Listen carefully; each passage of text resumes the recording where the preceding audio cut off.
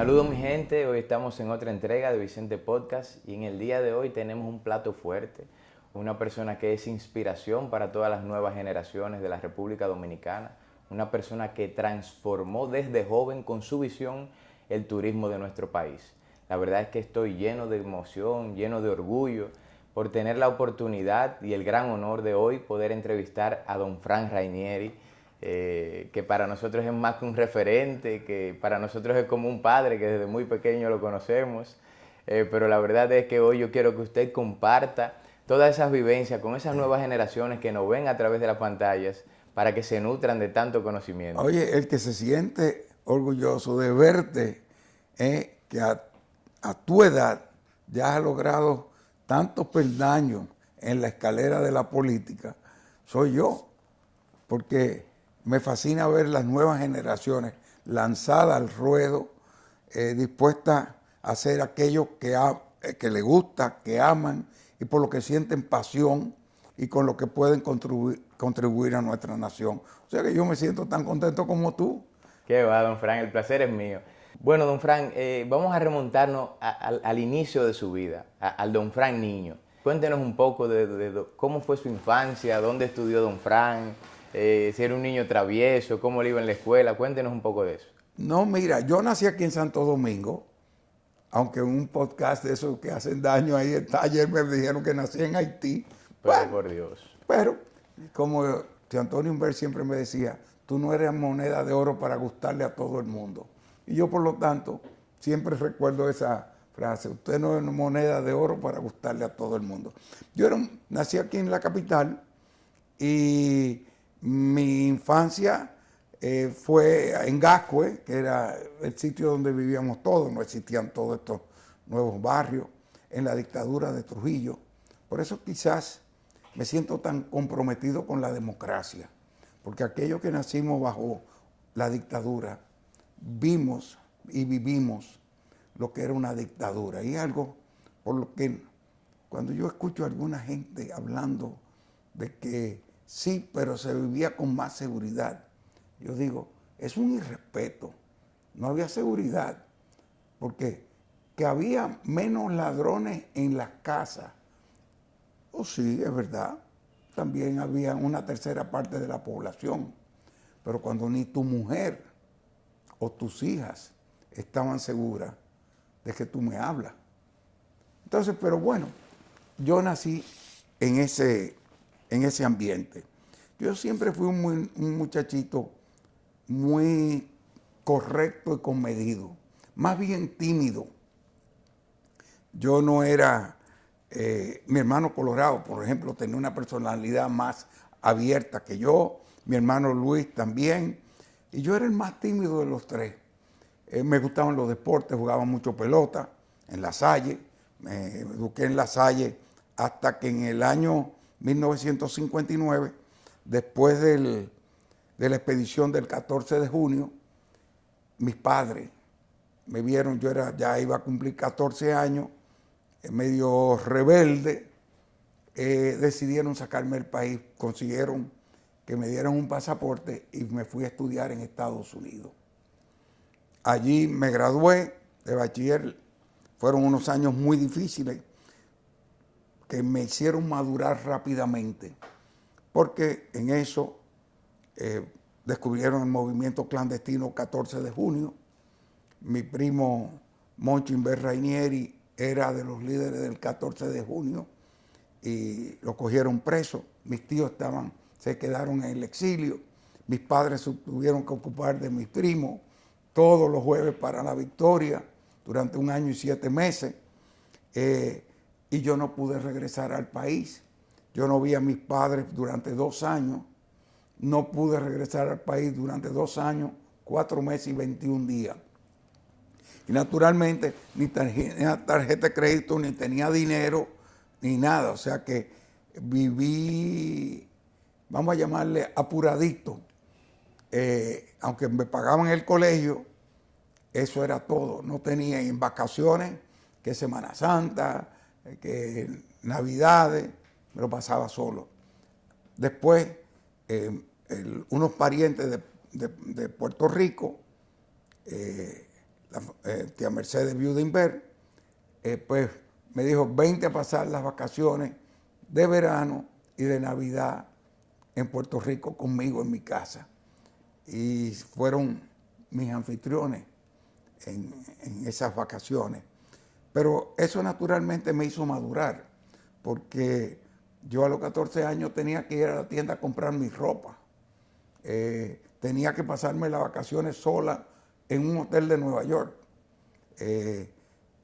Me convertí en un hombrecito antes de tiempo. O sea que pasé de jugar pelota, jugar al escondido, jugar al topado en Gascue, a una madurez y también una inquietud, porque el no haber podido regresar durante 2 años, 4 meses y 21 días, me crearon un compromiso interno con el país.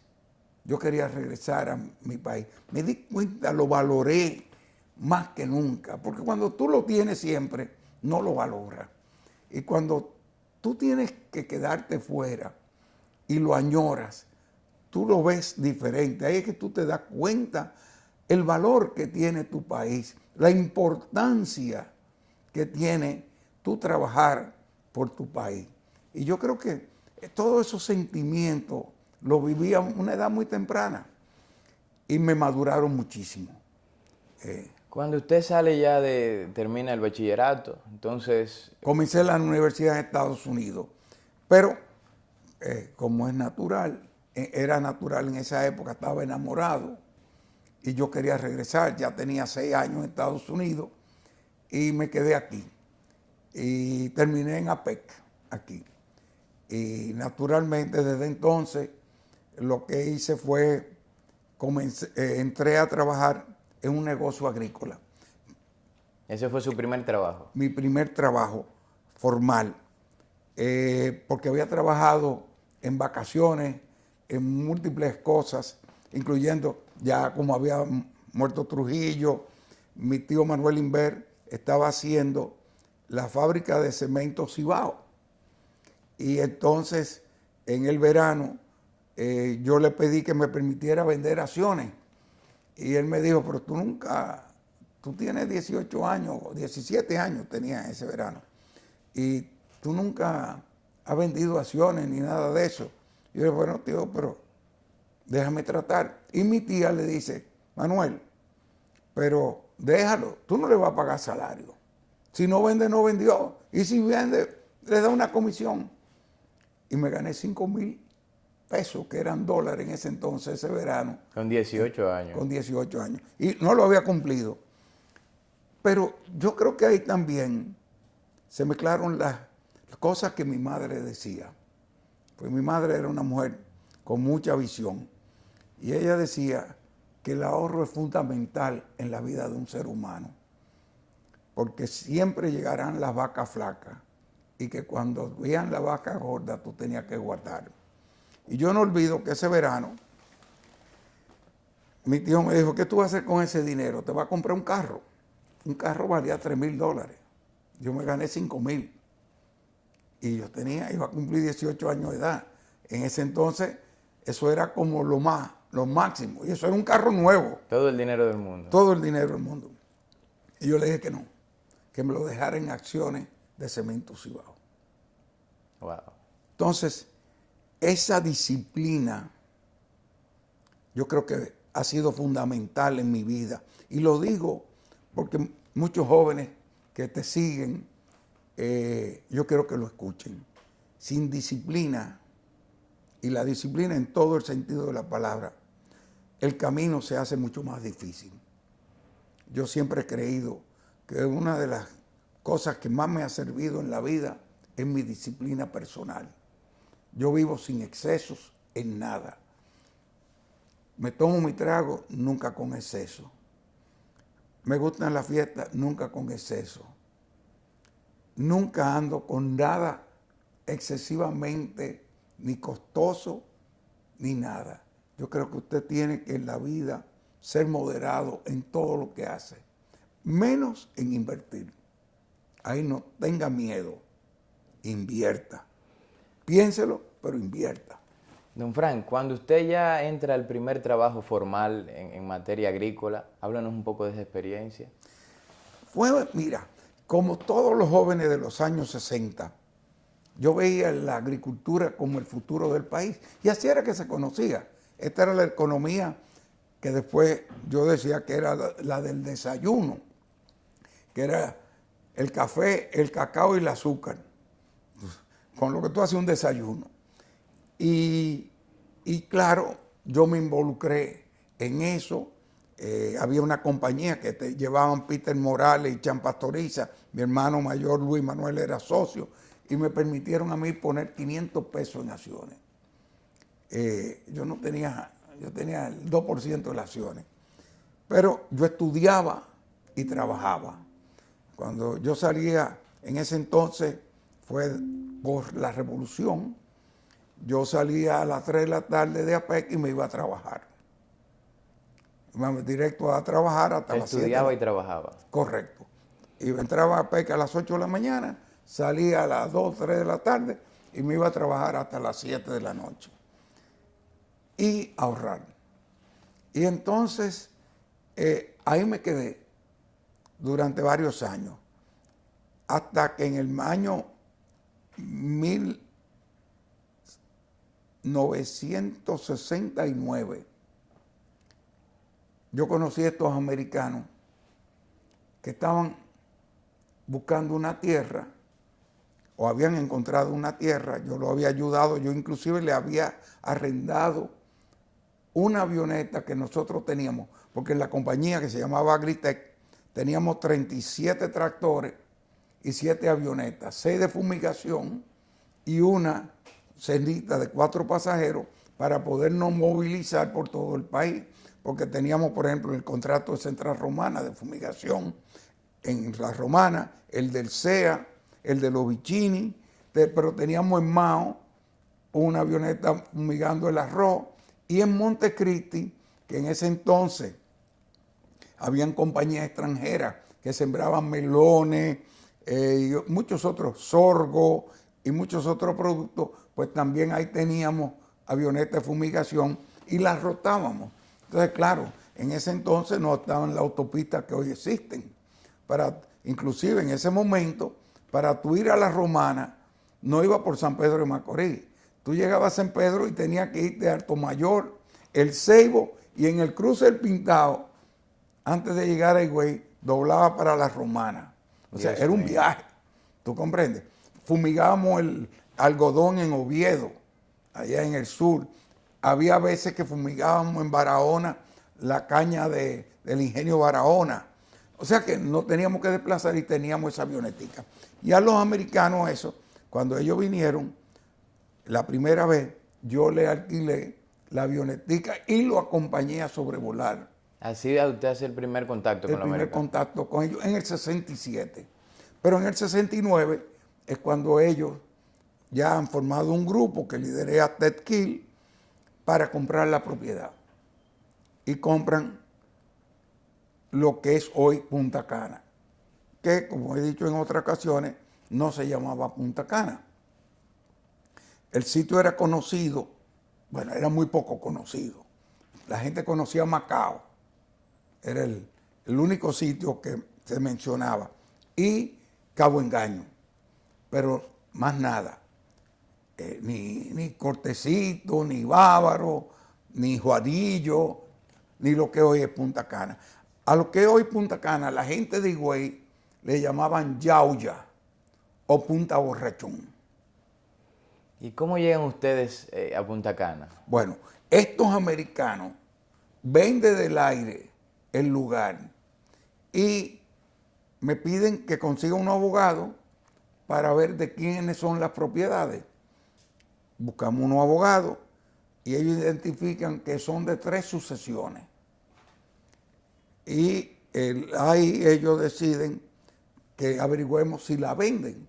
Y claro, la gente estaba loca por venderla. Eran tierras enormes, o sea, grandes cantidades, pero que ellos nunca iban ahí. Y ahí, no le veían futuro. No le veían futuro.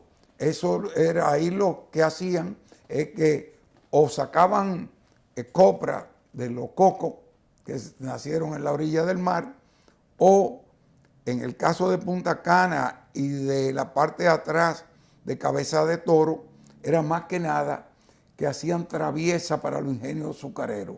Entonces ellos le vendían el derecho de talar los árboles a algunas personas como don Lisandro Castillo, y este iba con un grupo de hombres, tenían una recua de mulo y cortaban los árboles, hacían traviesa para los ingenios azucareros y los sacaban mayormente en goleta desde Juanillo, lo que es hoy Capcana, o desde Cabeza de Toro.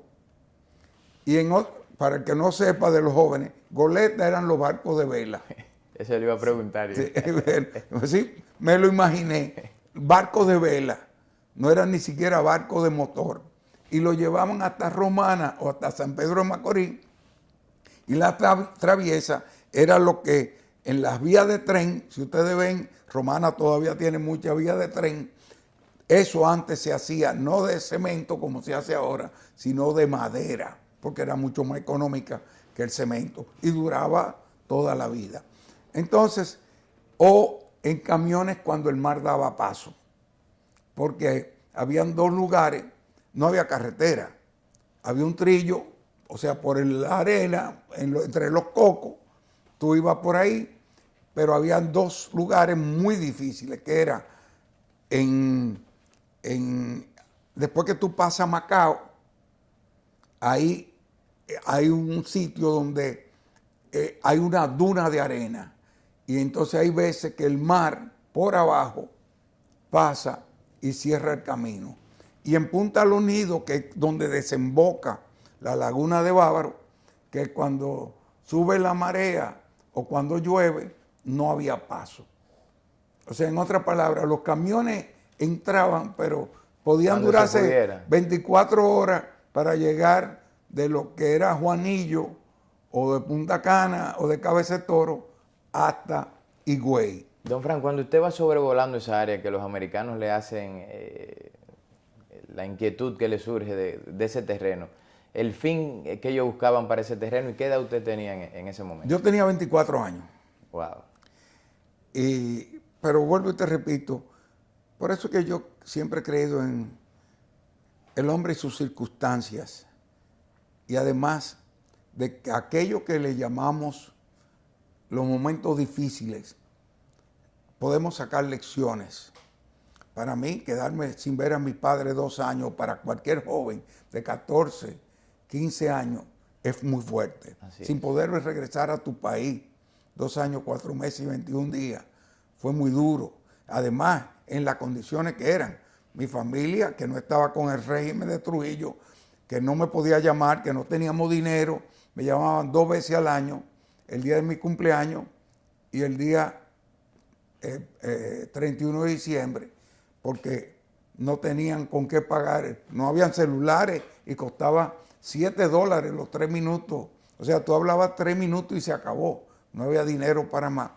Pues eso era un momento muy duro, pero eso me dieron una madurez y una experiencia que me permitió a los 24 años ser osado y asumir responsabilidades.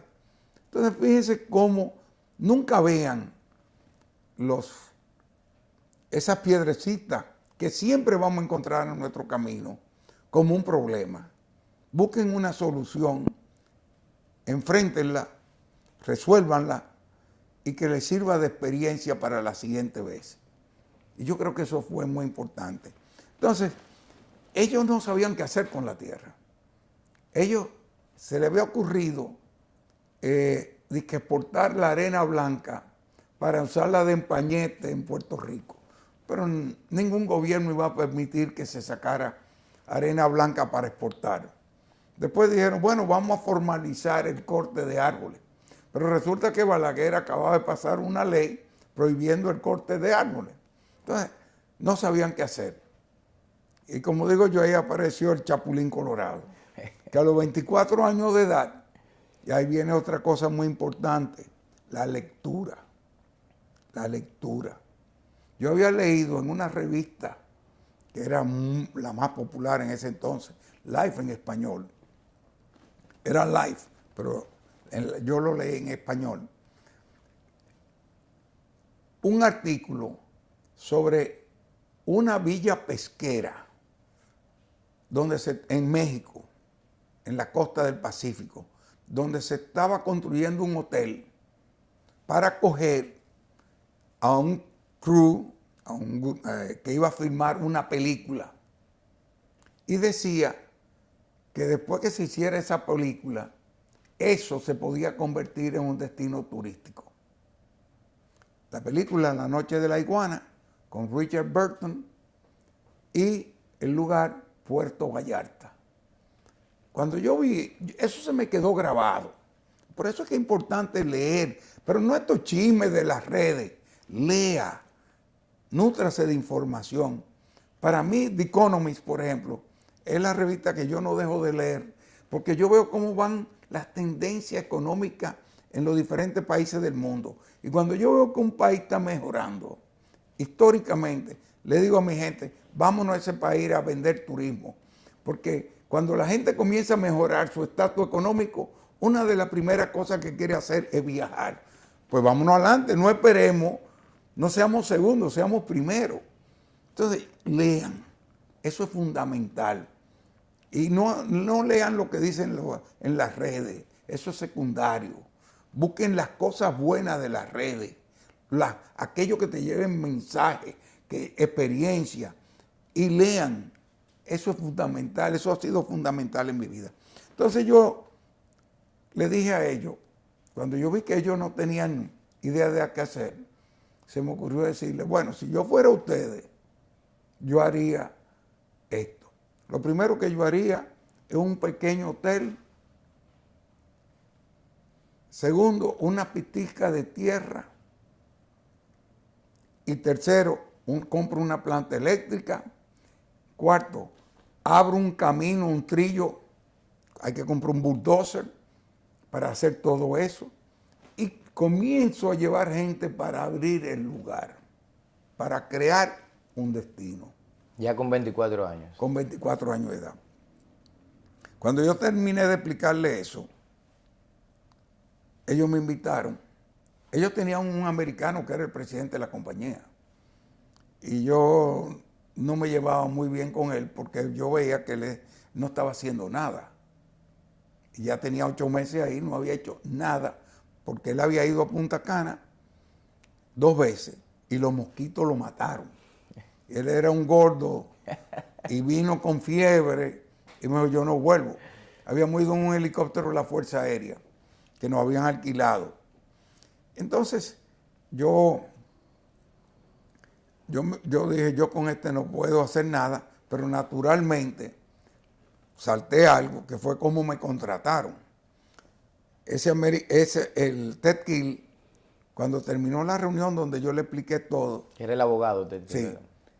Él me dijo, ¿cómo yo te puedo contactar? Yo le di mi tarjeta de Agritech, la compañía de fumigación. Él me llamó a los pocos días y me invitó a ir a San Tomás, donde él tenía una casa, para reunirme con él en el fin de semana del 4 de julio de 1970. Fíjate que comenzamos en noviembre con el americano y él me invita, pasan esos meses, casi 8 meses, el americano no hace nada y ahí me escuchan a mí y dicen, bueno, este muchacho por lo menos tiene una idea. Y allá en Saint Thomas ellos volvieron a preguntarme, ya yo ahí tenía números, ya yo sabía cuánto costaba un bulldozer, $48,000, un Fiat de 14, un camioncito de media tonelada, no, de una tonelada creo que era, me costó $7,000, cuánto costaban las cabañitas para hacer el hotelito, y yo fui ya preparado. Cuando terminé de explicarle todo, Ted Gill me dijo, ¿cuánto tú ganas? Y ahí hice lo único que no he vuelto a hacer, gracias a Dios, en mi vida, que fue le mentí. Yo le dije que yo ganaba $800 mensuales. Ese era el salario del presidente Balaguer. Okay. ¿Y en ese año, cuánto era lo real que usted ganaba? 275. Pero una mentirita piadosa. yo sí.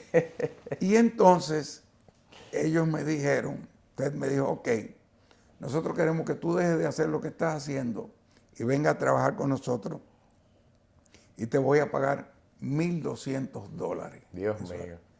$1,200 era más de lo que ganaba mi papá en ese entonces. Wow. Con 24 Y años. yo con 24 años y mi papá con 50 años trabajando. Mi papá ganaba, creo que eran 800 y yo iba a ganar más que mi papá. Y yo le dije que no. Y entonces él me dijo, pero te estoy pagando 50% más de lo que tú ganas. Realmente me estaba pagando 400, casi un 300% más de lo que, 400% más de lo que yo ganaba. Y entonces yo le dije, porque yo siempre dije que yo no trabajaba para nadie si yo no era socio. Entonces él me dijo, pues te vendemos acciones. Yo tengo 24 años. ¿De dónde voy a sacar? Yo tengo $500. No le dije cuánto, yo soy accionista de la otra compañía y nadie me la va a comprar. No tengo el capital para invertir. Exactamente. Entonces me dijo, bueno, pero tu familia. Y yo le dije, no, mi familia es una cosa y yo soy otra. Entonces Ted, que era brillante, me dijo, vamos a hacer lo siguiente. Yo te voy a pagar $1,000 en efectivo todos los meses. Y te voy a acreditar 200 para las compras de las acciones. Y te lo voy a descontar durante 5 años. Y a los 5 años tú tienes lo mismo que nosotros tenemos. Pero si tú haces lo que tú dices que tú puedes hacer con ese presupuesto que tú has dicho, en 2 años, como tú dices, yo nada más te lo descuento durante los primeros 2 años y después te lo pago completo. Y tú tienes la misma cantidad de acciones que yo tengo. Nos dimos la mano y así comenzó la historia de Punta Cana. Creer en la gente, pero no en todo el mundo. Sepa evaluar a la gente. Y uno se da cuenta quién le está haciendo cuento y quién le está hablando con honestidad. Don Fran, en ese momento ya que usted cierra esa visión que usted tuvo desde muy jovencito, usted comienza a dar todos los pasos para desarrollar esa utopía en ese momento. ¿Cuándo usted se da cuenta que el proyecto va en serio, que puede desarrollarse incluso hasta más de lo que usted pensaba?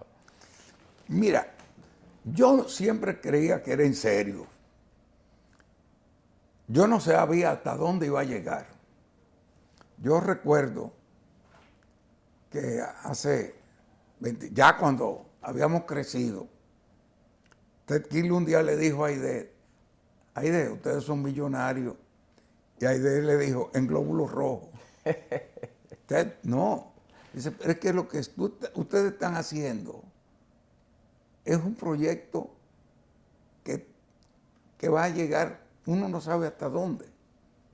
Pero nosotros nunca estuvimos pendientes de ni cuánto nos íbamos a ganar, ni nada de eso. Lo primero fue que tuvimos 22 años sin pagar dividendos. Y después de eso, tuvimos 15 años más, donde nada más repartíamos el 10% de los dividendos, el resto lo reinvertíamos. Y todavía hoy, el 60% de los beneficios de nuestras empresas se reinvierten. Porque nosotros, es lo que hemos dicho, ¿cuánto tú necesitas para vivir? ¿Tú comprendes? Y nosotros creemos en lo que estamos haciendo y creemos que con esto aportamos al crecimiento del país.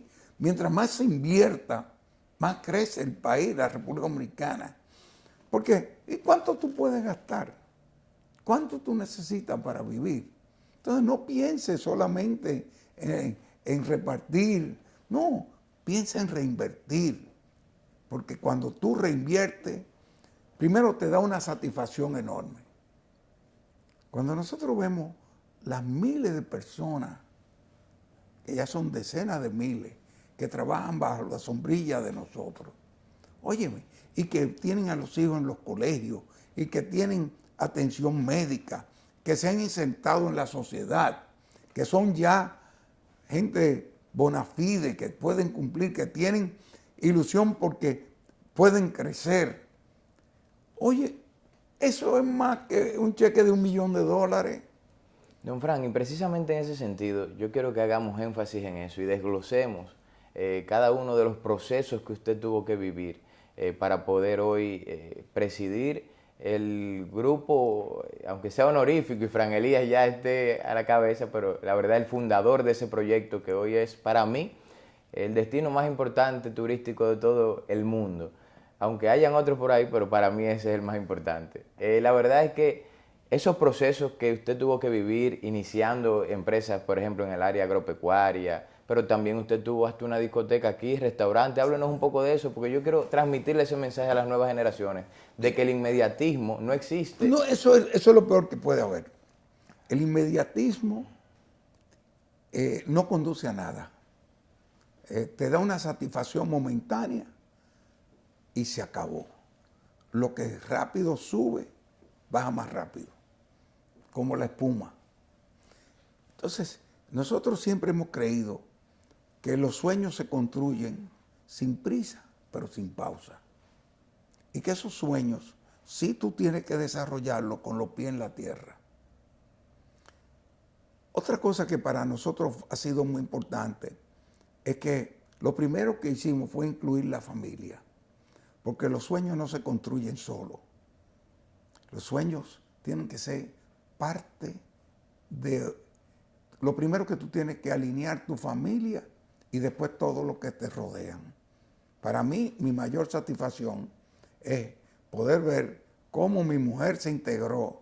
Mi mujer tenía 19 años de edad cuando nosotros nos casamos. Y Aide pasó por todas. Y se incorporó, venía de reina de belleza. Nos casamos un sábado y el lunes estábamos en Punta Cana. Y cuando llegamos a la 1 del día, estaban el comedor lleno porque era Semana Santa, lunes santo. Y cuando nos desmontamos del carro, yo le dije a uno de los muchachos, llévanos las 2 maletas a mi habitación. Y cogí una libreta de comanda, que esa de los camareros, coger la orden. Y le dije, Aide, por favor, ayuda a los camareros a coger órdenes, que yo me voy para el bar y para la cocina a atender. Nosotros nunca pensamos, nos sentimos denigrados como alguna gente, porque tú tengas un título universitario o sea de una familia, por trabajar haciendo lo que sea. No, el trabajo dignifica, no importa cuál sea. Lo segundo, que yo siempre he dicho, que las cosas se van logrando paso a paso. Hay personas que piensan, cuando comienzo un proyecto nuevo, por ejemplo el de Punta Arenas, la gente me dice, ¿esto va a ser Punta Cana? Yo digo, yo no lo sé. Ahora, yo lo que sí te voy a decir es que vamos a poner todo nuestro corazón para irlo llevando poco a poco hasta a donde pueda llegar. Pero yo no me fijo el que voy a llegar allá arriba. Cuando yo hice el aeropuerto, la primera fue una pista de tierra. Ponerse metas cortas para ir cumpliéndolas. Metas cortas. Después cuando hicimos el aeropuerto, hicimos 5,000 pies y la terminal tenía 350 metros. Hoy tenemos casi 100,000 metros. Don Fran, en ese proceso de usted descubrir Punta Cana, ir desarrollándolo, ¿usted fue dueño de restaurantes aquí en la capital? Claro, y de discotecas? bueno, ahí va. Pero todo eso se construyó sin que Punta Cana produjera un chel y sin poderme pagar. Yo tuve 7 años sin cobrar salario. Y ahí fue donde le dije a Aide, deja de eso de catedrática en la ONFU, que lo que le pagaban eran 250 pesos mensuales, y búscate otro trabajo. Y se fue a trabajar como relacionadora pública del Teatro Nacional. Y no me olvido que habíamos construido una casa que ella consiguió el préstamo. Y yo le dije, pero tú estás loca, yo no puedo pagar eso. Y pagaba 897,11. Y ella consiguió un trabajo por 800 pesos. Digo, está bien, 97,11 yo lo puedo poner. Y así pagamos nuestra casa. Pero yo tuve que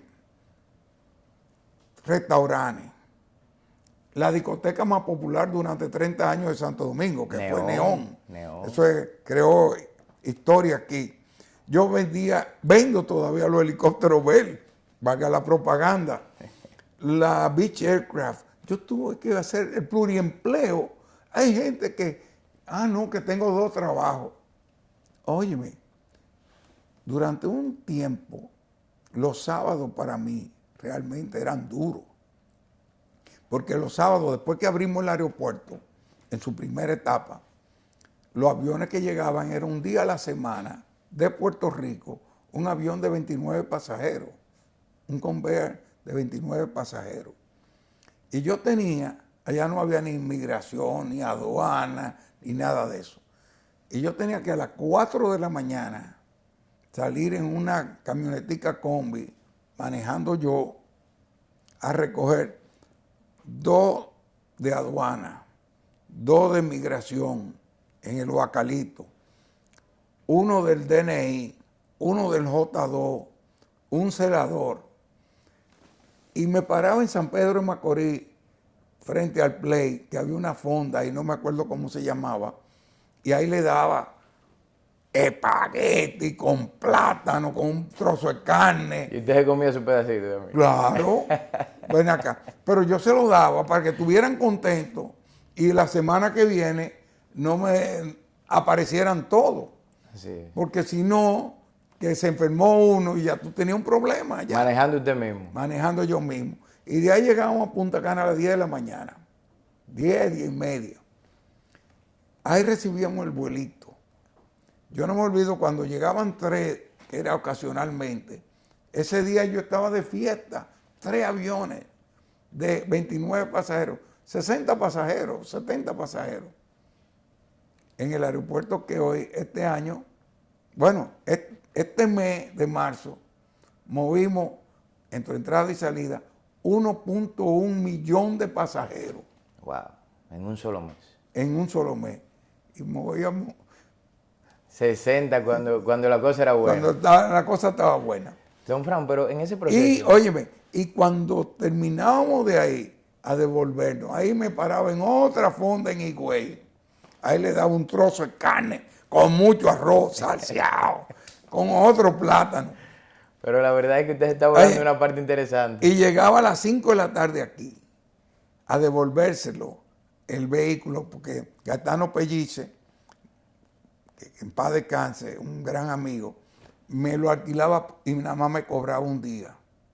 Pero yo lo recogía a las 6 de la tarde del viernes y se lo tenía que devolver a las 5 de la tarde. Y entonces Aide me iba a buscar. Ya yo había vendido mi carro y me había quedado con el de Aide, porque no podíamos tener 2 carros. Yo tenía que meterlo el dinero en el negocio. Usted se quedó sin carro en el proceso de la construcción de Punta Cana. Y entonces venía a mi casa, me bañaba, me acostaba a dormir y a las 9 de la noche Aide me despertaba, vamos, para el mesón de la Cava y después para Neón. Hasta las 1 a 2 de la mañana. ¿Usted también tuvo en el mesón de la Cava? Sí. Entonces, el pluriempleo no se sienta mal por eso. Si usted quiere construir un futuro un poco diferente, hágalo, eso sí, con amor y con pasión. Nunca lo vi como un trabajo. Yo siempre lo veía con pasión. Yo siempre lo disfruté. Yo disfrutaba lo que hacía. Y eso sí, si usted no disfruta lo que usted está haciendo, cambie de profesión. Búsquese otra cosa. Porque si usted no lo disfruta, entonces va a ser un trabajo. Y cuando usted se levante, usted va a ir con mala gana. Yo nunca puse una cara ni para coger para Punta Cana, ni para tener 2 empleos, ni para trabajar los domingos, ni los 31 de diciembre, ni los 24, ni ningún día. Porque este es un negocio donde sí, ahora es muy fácil. Ay, don Fran, imagínate, Punta Cana. Pero yo, para inculcarle y recordarle a mis hijos y a mi nieto ahora de lo que es la vida, por ejemplo, todos los 24, primero, todos los eventos de Punta Cana hay que estar ahí presentes. Eso no es que si te guste, que en tal sitio tienen una fiesta. No, no. El 31 de diciembre, todo el mundo en Punta Cana, en los eventos de Punta Cana. Usted no puede estar de que yo tengo los amigos ni la novia, que eso, usted su compromiso es con Punta Cana. Y si tiene una novia, que venga ella para Punta Cana. O si tiene un novio. Pero es allá donde, esa es la mata. Yo recuerdo la Semana Santa, cuando nosotros no teníamos el tamaño que tenemos hoy, que claro, mis hijos lo invitaban sus amigos a irse a otro lugar cercano, que era el Popular, era donde todo el mundo se reunía, y todavía hoy, yo digo que es el country club fuera de Santo Domingo, porque hizo lo que tenía que hacer y creó un núcleo de dominicanos muy importante. Y yo le decía, no, es aquí que ustedes tienen que estar. Y me decía, sí, pero todos mis amigos están allá. Digo, sí, pero el que llegue aquí no puede encontrar que ustedes que tienen este lugar están allá. No, es aquí que tienen que estar. Fueron muchos lloros de mis hijos, porque claro, tenían los enamoraditos, todo esto, y estaban en el otro lugar, y ellos tenían que quedarse en Punta Cana. O sea, la vida se construye en base a tenerle amor a lo que usted hace y que suenan y son sacrificios. Pero no son sacrificios porque usted lo está haciendo para el mañana. Y hoy mis hijos me lo agradecen y lo dicen públicamente. Y por eso es su compromiso con Punta Cana. Y mis nietos. Se tiene que sentir orgulloso porque la verdad es que tiene 3 hijos que son de provecho incluso, y eso aprovecho para felicitarlo, porque es una familia empresarial pero que está bien involucrada con la sociedad en cada uno de los procesos. Paola, Francesca, Fran Elías, bueno, la primera presidenta de AmCham en 101 años, la verdad que aprovecho también para felicitarla desde aquí. Pero es que tenemos que comprender que nuestra responsabilidad no es solo con el trabajo y con lo personal. Si queremos crear un país mejor, tenemos que trabajar institucionalmente. Así como tú estás en política, los que no entramos en política, tenemos que trabajar por las instituciones del sector privado, del sector profesional. No podemos dejárselo en manos de aquellos que lo que quieren es simplemente ser reconocidos o sabrá Dios qué otra cosa, como pasa mucho con muchos de las asociaciones de nuestro país. Nosotros hemos participado familiarmente toda la vida. Yo entré a la Cámara Americana el año que nació Francesca y fui presidente de la Cámara hace 40 años. Y estuve en Azonajores, en el CONEP, en la Cámara de Comercio. Aide fue presidente de Azonajores, Paola fue presidente de Azonajores, Aide estuvo en el CONEP, Paola está en el CONEP. Fran Elías en Ángel. Fran Elías fue presidente de Ángel, está en la Pucamaima, Francesca está en INTEC, Paola está en la Católica. O sea, hay que servirle al país. Es haciendo cosas positivas por el país desde todos los ángulos. Buen punto ese, don Fran. Y yo quiero que no se vaya esa parte, si yo voy a hacer un aclarando. Y es que nosotros debemos de preservar el orden público y sobre todo el turismo, que aporta más de un 14% del Producto Interno Bruto a nuestro país. Mal contado. Mal contado. Porque la OMT acaba de publicar, y la WTTC, que en el mundo hoy el turismo es el 12% de la economía mundial. Entonces no me diga que en este país nada más el 14%. Lo que pasa es que no incluyen, por ejemplo, el aeropuerto de Punta Cana no lo incluyen como turismo, sino como transporte. ¿Qué es lo que es el aeropuerto de Punta Cana? Totalmente turístico. El que entra por ahí viene al turismo. El 99.95% es turista. Entonces, si lo contamos bien, hoy es por encima del 19%. Es decir, que nosotros tenemos que proteger férreamente la estabilidad del turismo para nosotros poder seguir creciendo como país. Eso no debe de estar en juego y es un mensaje que debemos de mandar bien claro. Don Fran, Usted me habló de que usted iba manejando en su camionetica, de que usted tenía que ir a buscando los empresarios, a buscar los agentes que participaban en el aeropuerto, que llegaban 60 turistas cuando la cosa estaba buena. Pero usted no me ha dicho aquí a esos jóvenes que lo están viendo, para luchar contra ese inmediatismo que yo estoy tratando de dejar ese granito de arena, de que usted andaba en mula. La gente ve a don Fran Rainieri y dice, no, pues ese hombre siempre ha estado bien, ese hombre siempre ha estado cómodo. Usted andaba en mula para llegar a Punta Cana. Mira, fíjate, en ese entonces, eso era un bosque que se tendía hasta Punta Cana. Y yo necesitaba que me hicieran un camino vecinal, no una carretera, un camino vecinal. Las diferencias son enormes. Camino vecinal no tiene 7,80 de ancho, sino 6 metros de ancho. Segundo, no tiene asfalto, sino riego asfáltico. ¿Ok? Y lo que tiene son alcantarillados, no tiene puente. O sea, un sinnúmero de cosas que son diferentes. Y yo necesitaba eso. Entonces, yo tenía que saber cuál era la distancia. Entonces, yo me iba en mulo desde Punta Cana. Yo salía a las 3 de la mañana para Higüey. Llegaba a las 11 de la mañana. Y esa fue la famosa historia mía con Balaguer. Yo convenzo a Balaguer de que que me lleve el camino vecinal que llegaba hasta la finca de los Menéndez desde otra banda y que lo continúe hasta Punta Cana. Y yo le expliqué a Balaguer que necesitábamos eso.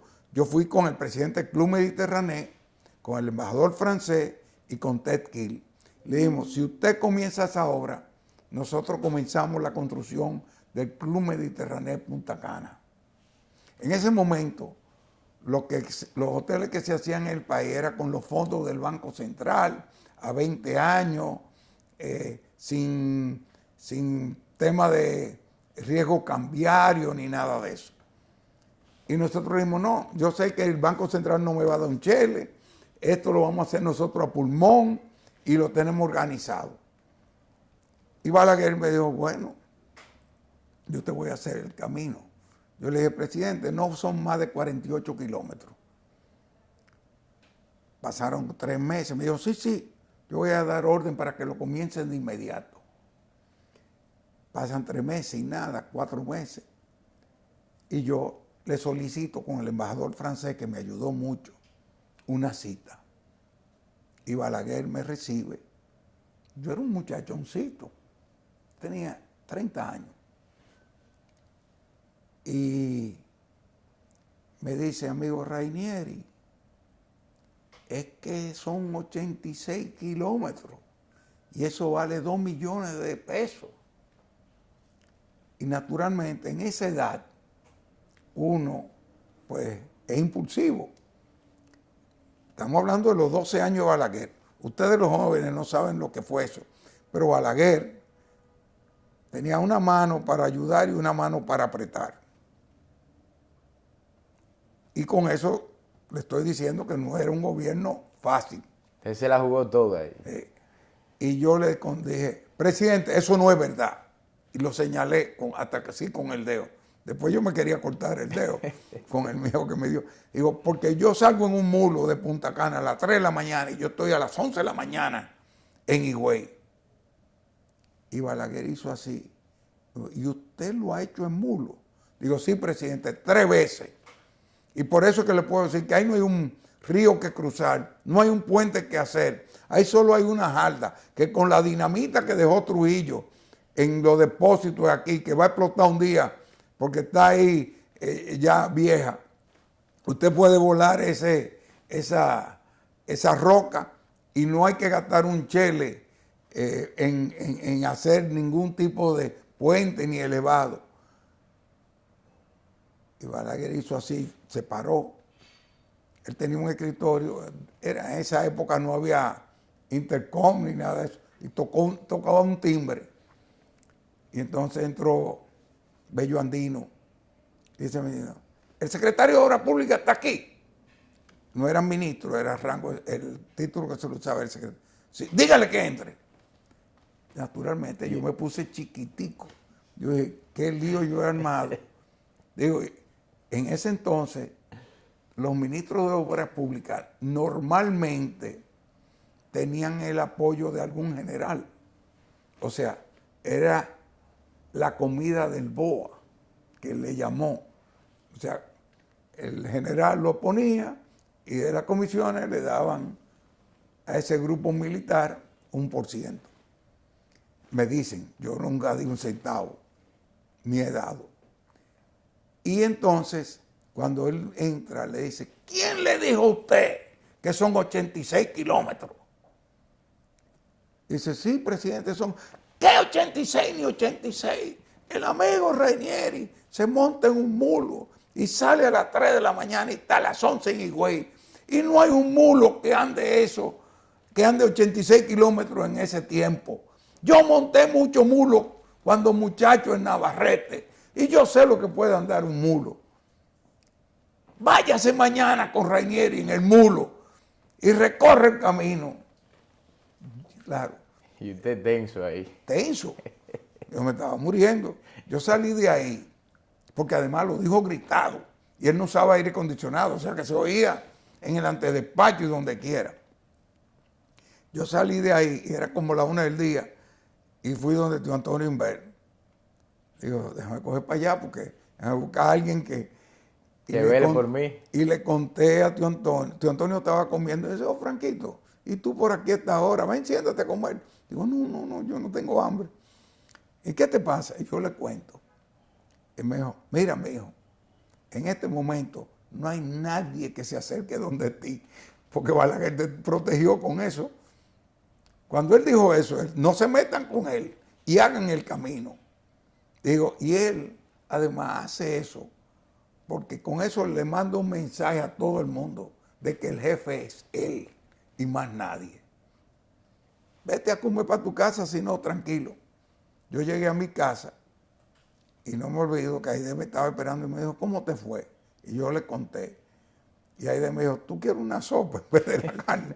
Digo, sí, dame una sopita. Porque, aunque tío Antonio me había dicho eso. El impacto no fue fácil. Óyeme, tú un muchacho. Claro. 30 años, ante Balaguer. Caramba.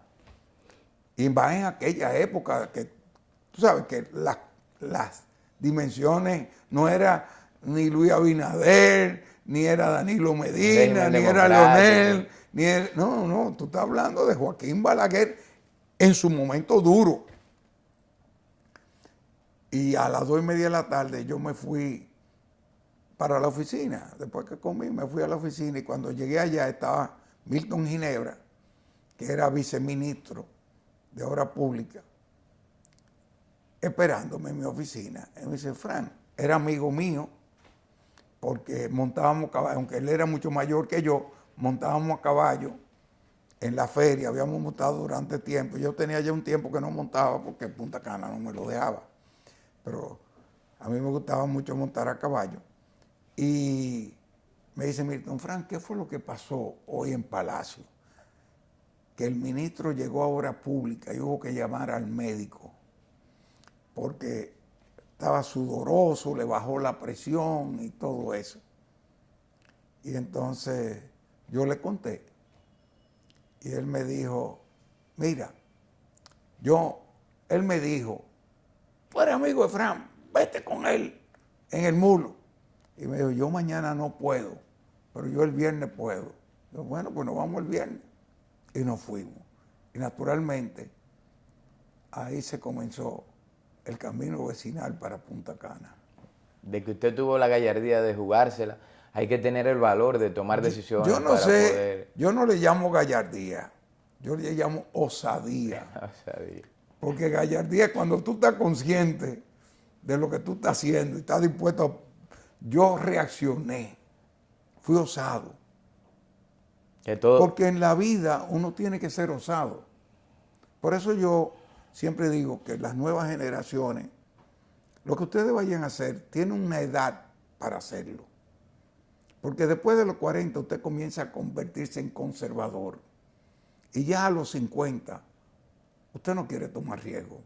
Ya usted está en una etapa de la vida de ya se quedó tranquilo en lo que está haciendo. Esa es la mayoría, no quiero decir que todo el mundo. Entonces, usted tiene que ser osado. No tenga miedo, que si eso no le gusta, y hay otras cosas que le gusta más, pero usted está seguro y está dispuesto a asumir el riesgo, arriésguelo.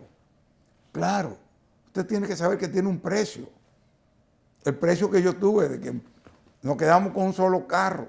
Ahí le contaba recientemente cómo ella con una barriga de 8 meses estaba en la UNFU y eran las 7 de la noche y yo no había llegado. Y tenía que coger un carro público en la puerta de la UNFU para ir para mi casa a las 7 de la noche sola. ¿Por qué? Bueno, son sacrificios que usted tiene que hacer. Mi carro yo lo cambiaba cada 7, 8, 10. Tuve uno que duró 12 años. ¿Por qué? Porque mi dinero no era para comprar carros, era para invertir. Tenemos que hacer sacrificios. Las cosas no se construyen sin sacrificios. Ahora, yo siempre incluyo dentro de los sacrificios el que usted tiene, por eso hablé de que su familia tiene que ser parte de ese sueño, porque los sacrificios no son de usted solo, son de la familia. Porque ahí de ellos le dije, hay que vender mi carro, no hay con qué pagar la nómina, entonces me quedo con el tuyo. Yo la desmonté del carro que ella se había ganado en el concurso de belleza. Entonces, y ella lo hizo. ¿Tú comprendes? Don Fran, es difícil con tantas experiencias positivas y que es necesario que se sigan compartiendo con esas nuevas generaciones, hacerlo en el tiempo limitado que nos permiten estas plataformas. Pero yo no quiero terminar este espacio sin que usted nos diga, en todo ese proceso, en lo que se ha convertido Punta Cana al día de hoy, que ya eso todo el mundo lo ha visto, ¿cuál fue el momento en el que usted se vio en una situación más difícil, que todos los emprendedores se ven, en el que pensó, bueno, las cosas me están yendo por un camino donde yo no pensaba, que me vi lo más apretado posible y usted tuvo que sacar de abajo para poder seguir tirando hacia adelante?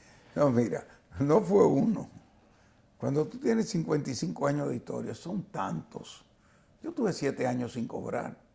Tú sabes las veces que yo no tenía con qué pagar la nómina. Tú sabes con las veces que no tenía con qué pagarle a la gente. Yo no olvido una vez, por ejemplo, que estábamos construyendo el Punta Cana Yacht Club, un nombre rimbombante, un hotel de 300 y pico de habitaciones. Y fue en medio de la crisis del cemento y de la gasolina y de todo eso. Y me quedé sin un chele. Y entonces conseguí que un banco, el Chase Manhattan Bank, Bill Gambrell, era el que lo presidía aquí, y me dijo, yo te lo voy a prestar, porque yo confío en ti.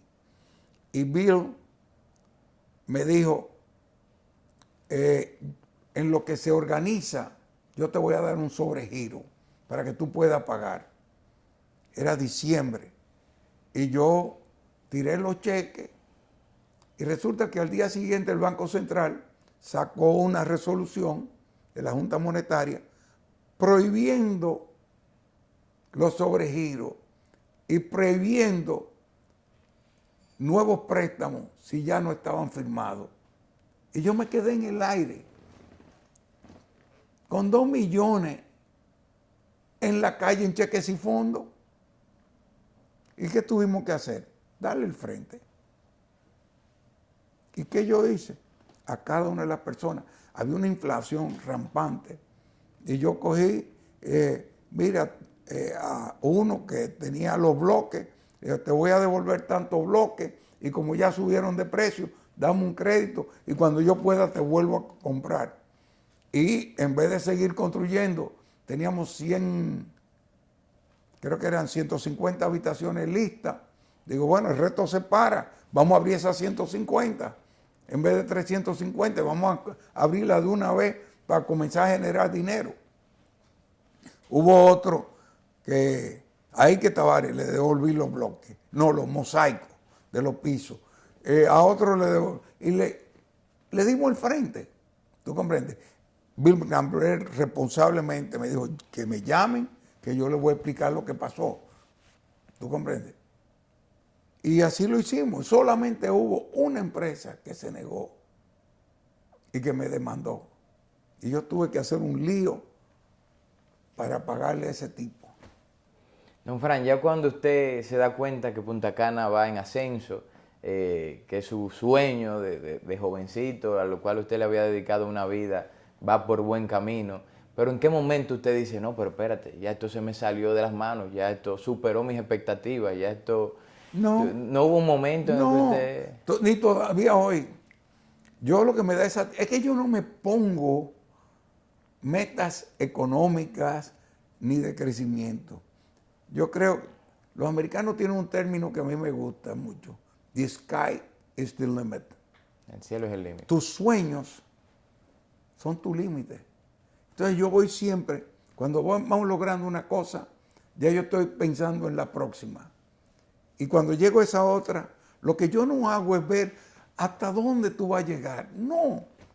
Yo siempre lo que creo es, vamos a fijarnos una meta ahora para los próximos 3 años, 5 años. Y cuando estamos llegando a ella, ya vamos a ponernos otra. Y seguimos, y seguimos.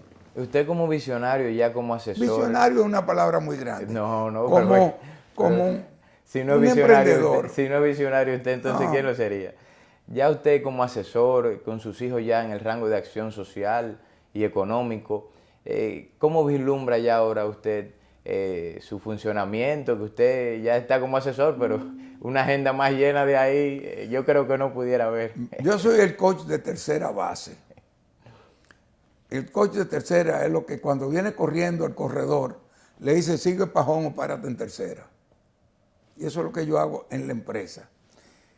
En la vida diaria, estoy llenando otros sueños. Y yo lo dije el día que me retiré. Yo quería dedicar más tiempo a mis nietos, y lo he hecho. Dedicarle para que tengan recuerdos de sus abuelos. Dedicarle más tiempo a mis fundaciones.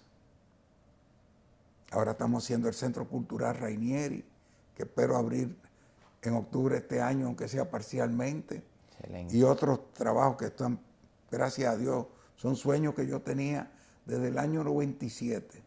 El año en que yo nací. Bueno, ese año comencé yo a soñar con hacer un centro cultural. Y diseñamos uno en ese año. Y lo queríamos comenzar, por razones que no vienen al caso, de política, no se pudo hacer en Higüey cuando yo lo quería. Pues lo estoy haciendo ahora. Y ahora lo estoy haciendo ya. En ese entonces era de 350 metros. Ahora es 9.000 metros. Y lo tercero, porque yo con el Centro Cultural yo quiero dejar un legado. Pero hay otro legado que quiero dejar. Y es poderle llevar mi experiencia a las nuevas generaciones. Dar charlas en las universidades, dar charlas en los pueblos, dar charlas en los clubes, dar charlas en los colegios. Ahora la moda, los podcasts. Porque yo creo que la experiencia que uno ha vivido, uno debe pasársela a las nuevas generaciones. Yo siempre digo que yo no tuve quien me pasara experiencia. La leía, las vidas de gente y eso, pero nadie con quien yo me pudiera sentar a hablar y me dijera, mira esto. Entonces hoy esa era mi gran satisfacción.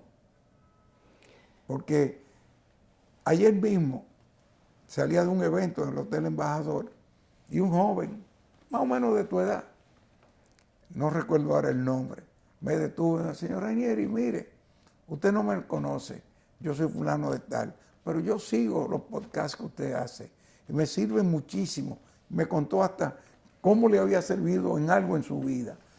Si tú puedes aportar algo, y se lo digo a todos aquellos que estamos ya en edades que pasamos los 65 años de edad, tenemos que serle útil a la sociedad. Si yo hubiera sido arquitecto o abogado en esta etapa de la vida, yo me fuera a una universidad a dar clases.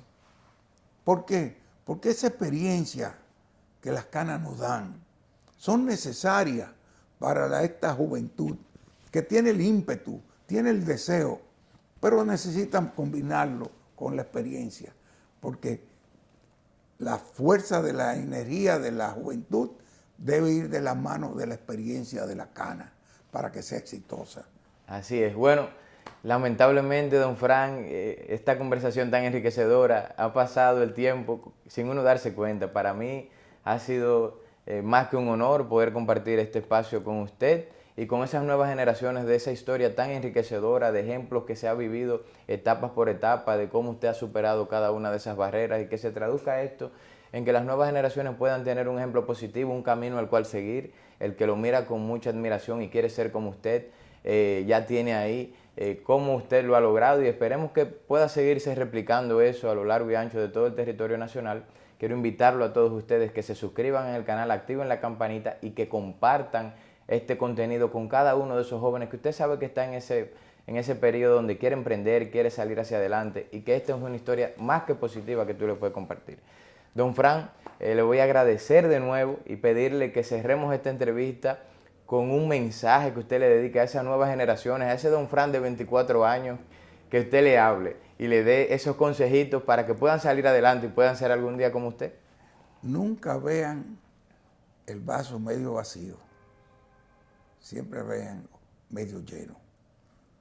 Los inconvenientes siempre van a surgir, lo que le llaman los obstáculos. No les tengan miedo, siempre enfréntenlo. Y si pueden contar con su familia, que es la base de todo, todavía aún mejor. Porque aunque no lo mencioné en el programa explícitamente, la base del desarrollo mío ha sido el apoyo y la integración de mi familia en todo nuestro esfuerzo. Los sueños no han sido míos, han sido de mi esposa, de mis 3 hijos y ahora de mis 6 nietos y de todos los que son miembros de la familia Punta Cana. No olviden eso. Pueden lograr sus sueños sin prisa, pero sin pausa. Bueno, muchísimas gracias y será esta otra entrega de Vicente Podcast.